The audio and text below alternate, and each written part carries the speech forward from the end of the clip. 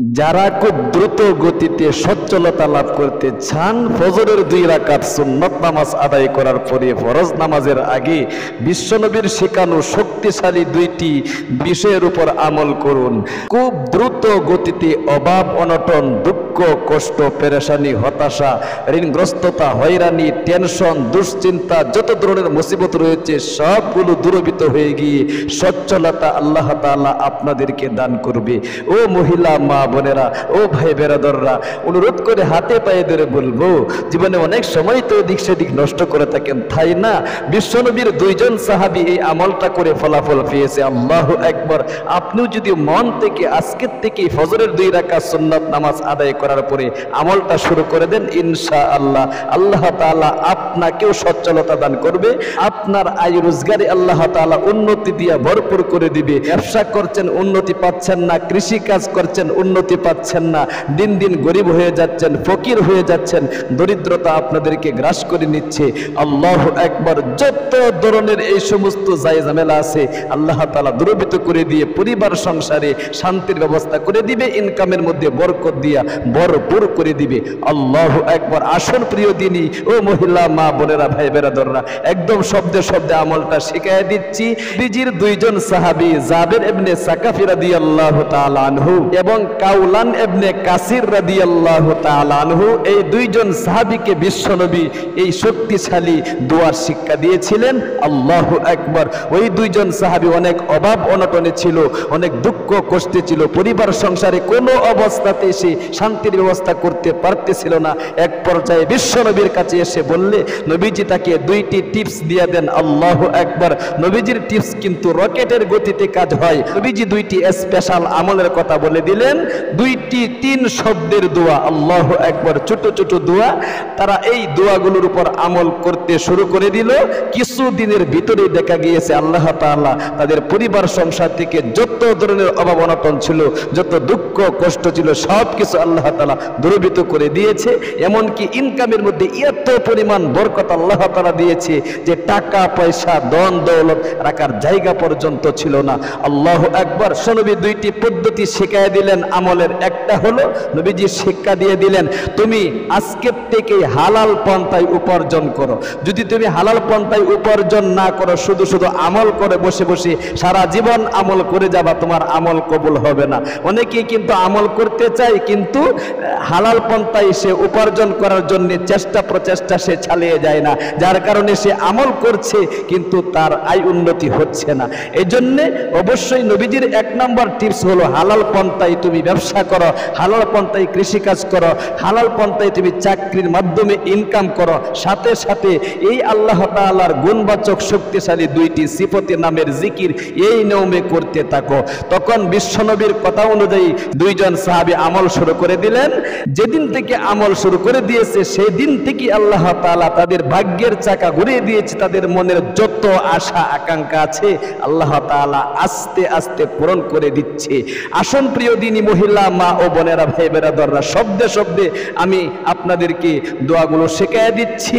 আমার সাথে সাথে আপনারা অবশ্যই কিন্তু 1 নম্বরে আপনারা এই আমলটা করবেন এবং চেষ্টা প্রচেষ্টা করবেন 2 নম্বরে। তাহলে আসুন সর্বপ্রথম আপনি নামাজের যে দুরূদ শরীফটা রয়েছে সকলেরই মুখস্থ আছে, আমি শব্দে শব্দে নামাজের দুরূদ শরীফটা স্ক্রিনের মধ্যে বাংলাতে লিখে দিচ্ছি এবং সহি শুদ্ধ উচ্চারণটি আমি শিখিয়ে দিচ্ছি। অনেকেই কিন্তু সহি শুদ্ধ উচ্চারণ আপনারা শিখেন না, যার কারণে আমল কিন্তু কবুল হচ্ছে না। ইয়াকিন নিয়ে, বিশ্বাস নিয়ে, ইখলাসের সাথে সহি শুদ্ধ উচ্চারণে আমলগুলো করতে হয়। আসুন আমি নামাজের দুরূদ শরীফটা একদম পানির মতো সহজ করে শব্দে শব্দে একবার পাঠ করাই দিচ্ছি। আপনি এই নামাজের দুরূদ শরীফটা একবার পাঠ করবেন শুরুতেই। ফজরের 2 রাকাত সুন্নাত নামাজ আদায় করার পরে ফরজ নামাজের আগে, অর্থাৎ আপনি ভালো করে ঘুম থেকে তাড়াতাড়ি উঠে ওযু করে সুন্নত তরিকায় ওযু শুরুতে একবার বিসমিল্লাহ বলবেন। নবীজি বলেছেন বিসমিল্লাহ না বললে ওযু অসম্পূর্ণ থেকে যায়, যার কারণে বিসমিল্লাহ বলতে হয়। এরপরে যদি আপনি পারেন আকাশের দিকে তাকিয়ে কালিমায়ে শাহাদাতটা একবার পাঠ করে নেবেন। এরপরে আপনি ফজরের 2 রাকাত সুন্নাত নামাজ আদায় করার পরে নির্দিষ্ট জায়গার মধ্যে বসে আপনি বিশ্বনবীর শিখানো এই বুখারী শরীফের যে নামাজের দুরূদ শরীফটা রয়েছে, অত্যন্ত শক্তিশালী একটি দুরূদ শরীফ, যে দুরূদ শরীফটা আমরা সর্বদাই নামাজের মধ্যে পাঠ করতে হয়, অন্যথায় নামাজ কিন্তু হয় না। এজন্য এই দুরূদ শরীফটা আপনি পাঠ করুন আমার সাথে সাথে। আল্লাহুম্মা সাল্লি আলা,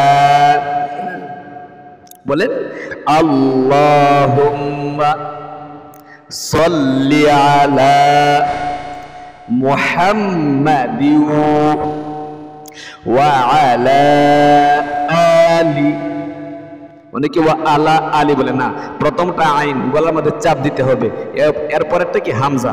ওয়া আলা আলি ইব্রাহিম ইন্নাকা হামিদুম মাজিদ।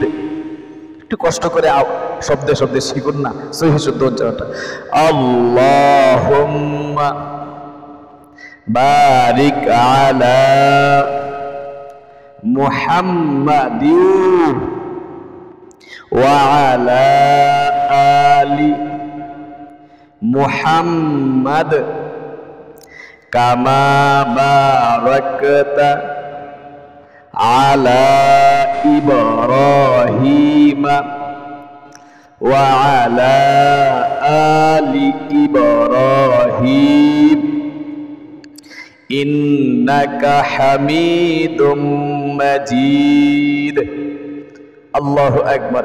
এরপরে আপনি 100 বার করে 3 শব্দের একটি দোয়া, 5 থেকে 10 মিনিট সময় আপনার লাগবে আমলটা করতে, এর বেশি সময় লাগবে না।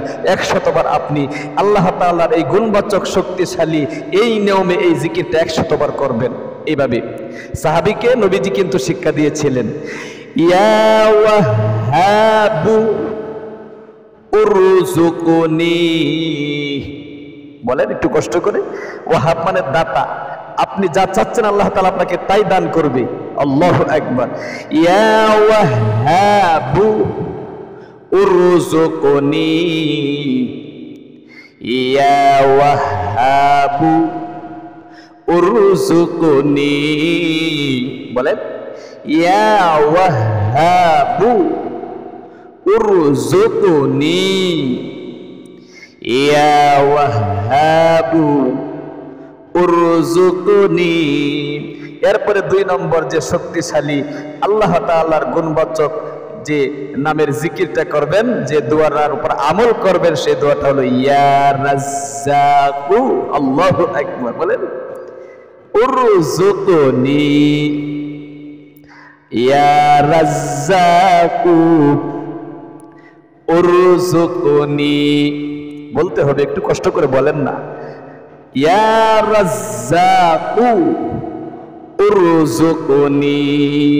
আল্লাহু আকবার। এরপরে সর্বশেষে আবারও সেই দুরূদ শরীফটি একবার পাঠ করে সংক্ষিপ্ত মোনাজাত করে, মোনাজাতে কি কি বলতে হবে আমি শব্দে শব্দে শিখিয়ে দিচ্ছি সংক্ষিপ্ত আকারে।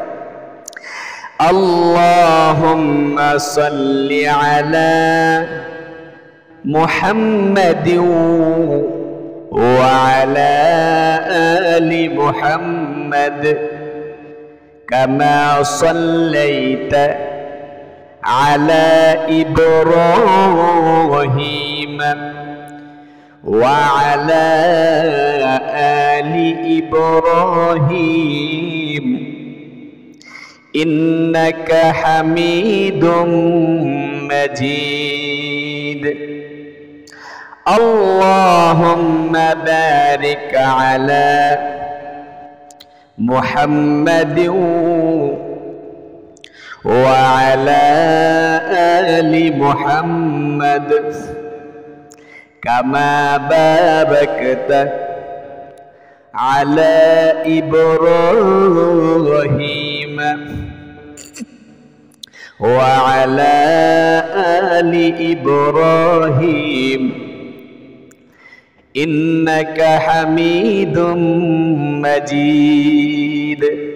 আল্লাহু আকবার। এরপর সংক্ষিপ্ত মোনাজাত করেন মন থেকে, একদম ইয়াকিন নিয়ে, বিশ্বাস নিয়ে, আলহামদুলিল্লাহি রাব্বিল আলামিন, এটা শুরুতে বলবেন। এরপরে ওয়াসসালাতু ওয়াসসালামু আলা আশরাফিল আম্বিয়া ওয়াল মুরসালিন 2 নম্বরে। 3 নম্বরে আদম আলাইহিস সালাতু ওয়াসসালামের তওবার দোয়াটা একবার বলবেন, রব্বানা যালামনা আনফুসানা ওয়া ইল্লাম তাগফির লানা ওয়া তারহামনা লানাকুনান্না মিনাল খাসিরিন। আল্লাহু আকবার। একবার আপনি এই দোয়াটা পাঠ করে বাংলাতে বলবেন, আল্লাহ তুমি দেখো নজর করে, আল্লাহ গো ফজরের 2 রাকাত সুন্নত নামাজ আদায় করার পরে ফরজ নামাজের আগে তোমার নবীজির শেখানো ছোট ছোট তোমার 2টি গুণবাচক সিফতে নামের জিকির এবং দুরুদ ইব্রাহিমটা আমি পাঠ করে তোমার নিকট ভিক্ষুকের মতো হাত বাড়াইলাম। আমার মতো গুনাহগার তোমার আসমানের নিচে জমিনের উপরে বান্দাদের মধ্যে নাই। 1 নম্বরে আমার জীবনের যৌবনের গুনাহগুলো ধুয়ে মুছে সাফ করে আমাকে নিষ্পাপ করে দাও। এরপরে 2 নম্বরে বলবেন, আল্লাহ কামাই রোজগার করছি বরকত পাচ্ছি না, ব্যবসা করছি বরকত পাচ্ছি না, কৃষি কাজ করছি বরকত পাচ্ছি না, একদিক দিয়ে ইনকাম করে অন্য দিক দিয়ে টাকা পয়সা শেষ হয়ে যায়। উন্নতি লাভ করার জন্য সচ্ছলতা যাতে করে আমার কামাই রোজগারে আসে, পরিবার সংসারে যাতে শান্তি আসে, এজন্য তোমার নিকট আমি আমলটা করে চাচ্ছি মাওলা গো। অবশ্যই তোমার নবীজির শেখানো আমল 2 জন সাহাবী ফলাফল পেয়েছে, আমিও আমলটা তোমার নবীজির শেখানো করেছি। আল্লাহ অবশ্যই তুমি আমার পরিবার সংসার থেকে অভাব অনটন দুঃখ কষ্ট পেরেশানি হতাশা ঋণগ্রস্ততা হয়রানি টেনশন দুশ্চিন্তা আসমানি মুসিবত জমিনি মুসিবত যত ধরনের জায় ঝামেলাগুলো আছে সব কিছু দূরীভূত করে দিতা। আল্লাহ তুমি ছাড়া তো আমার আর কেউ না, আমি কার কাছে যাবো কার কাছে বলবো, এরকম ভাবে আপনার মনের যত আশা আকাঙ্ক্ষা আছে একটা একটা করে বলবেন। অনেকে চাকরি পাচ্ছেন না, আপনারা চাকরির জন্য বলবেন, প্রমোশন হচ্ছে না বলতে হবে, সন্তান অবাধ্য স্বামী স্ত্রী মিল নেই, একটু যত সমস্যা রয়েছে একটা একটা করে বলবেন।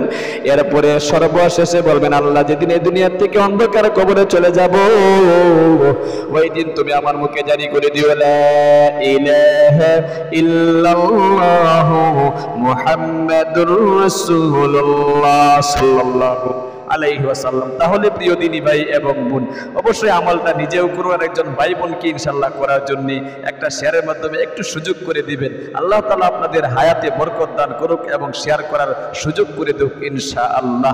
আজ এই পর্যন্তই, দেখা হবে অন্য কোনো ভিডিওতে। সেই পর্যন্ত সকলে ভালো থাকবেন, সুস্থ থাকবেন। আসসালামু আলাইকুম ওয়া রাহমাতুল্লাহি ওয়া বারাকাতুহু।